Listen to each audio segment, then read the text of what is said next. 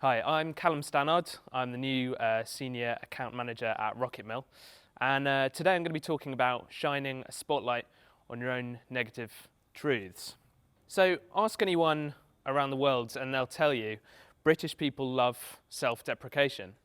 There'll always be something funny about watching a person stand up in front of an audience and just roast themselves.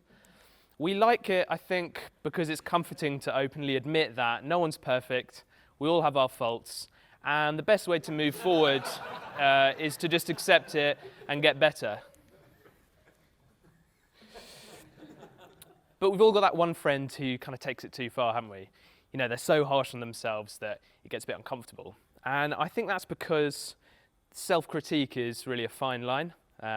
Too little and you come across quite arrogant, but too much and you start lowering your worth. Now, you probably noticed a growing trend in brands having a go at this with their marketing. But why would they do that? They're not looking for a laugh, they're trying to sell something, essentially. Surely pointing out their mistakes and flaws would be commercial suicide. Well, the first example I remember of a brand taking on a strategy like this was from 2012, when Go Compare had just come off the back of 3 years in a row of winning the UK's most annoying advert of the year. So what they did was started pushing out vandalised billboards that looked as though they'd been graffitied. People all rushed out to take photos of them to share on social media, each one presuming that their town had a local hero who'd had enough of the brash opera singing mascot. But of course it was all cleverly orchestrated by the brand themselves and ad agency Dare. They tapped into the public's shared frustration with the annoying earworm and doubled down on it.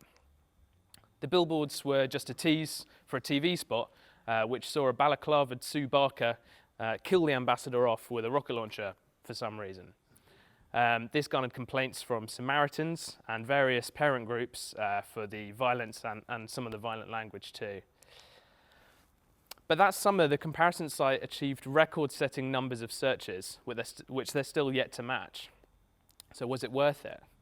In my view, if they'd really killed off the character, they might have done something significant. But in fact, he returned 3 years later to their marketing where he remains. The marketing officer at Go Compare said, you know, it was risky, but a brand has to listen to its customers, which I found interesting. Marketing, I think, in some ways is like a relationship in that there's no point saying sorry unless you're actually going to do something to change it. The very fact of admitting an error implies that you're doing something about it. Now, one brand who really understand the power of a good old fess up is KFC. In 2018, they had to close half of their restaurants because of an issue with a new supplier meant they had a shortage of chicken. But within that week, with the help of Mother London, they'd bought out full-page spread in the Metro and the Sun with this very human apology. They say it reached 2.2 million people on social and nearly 8 million through editorial coverage, with forgiveness being the word on everyone's lips.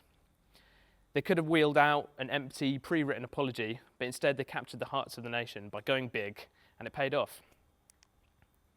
Then again, late last year, they teamed up with Mother London and started responding directly to complaints on Twitter about their fries. By picking up on a very specific and recurring complaint with the product, they impressed audiences by making their fries thicker, chunkier, and tastier, and then quickly rolling out the new recipe to all their UK stores. The new recipe itself had mixed reviews, but actually in terms of sales, it got people back into the chicken shop in droves. By the year end, they reported same-store sales growth of 5%, which was double the estimate for that period. These are great examples of a brand listening to what their fans are saying and acknowledging it. They'd been making fries the same way for decades and kind of had cemented their place in the fast food arena as being great with chicken and rubbish with chips. But by taking a risk and pointing it out themselves, they disrupted the status quo and got results. Now enter Carlsberg, who just last month spent money promoting tweets from particularly vocal detractors, calling their lager akin to stale breadsticks, cat pee, and much worse. While it was quite fun to see such savage feedback, simply promoting the tweets with no commentary seemed a little bit reckless. You know, people were asking, was it intentional? Was an intern about to get swiftly, unceremoniously fired? But a campaign shortly followed, launching a new full-bodied Dutch Pilsner in line with the nation's burgeoning love of craft beer. Maybe they had been the best beer in the world 40 odd years ago, but the calibre had been raised, rather than their product having gotten worse somehow.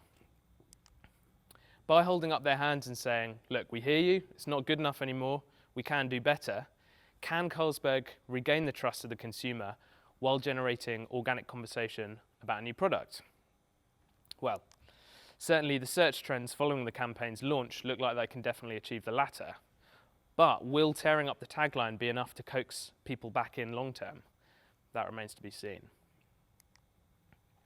James Joyce from Fold 7, who are the agency behind that campaign, said the value of brand honesty to consumers is more powerful than ever, and I think he's absolutely right. We are so much more individually self-informed as consumers today that brands have to break that fourth wall, give us credit and level with us. They no longer need to be afraid of blowing it up and just radically changing tact. Confessional, honest self-critique can go a long way in boosting brand perception, but unless it's followed up by visible improvements, it's unlikely to turn into sustainable growth. That's why I would recommend marketing departments listen to the people and consider shining a spotlight on their brand's negative truths, then doing something to change them. Thank you very much for listening.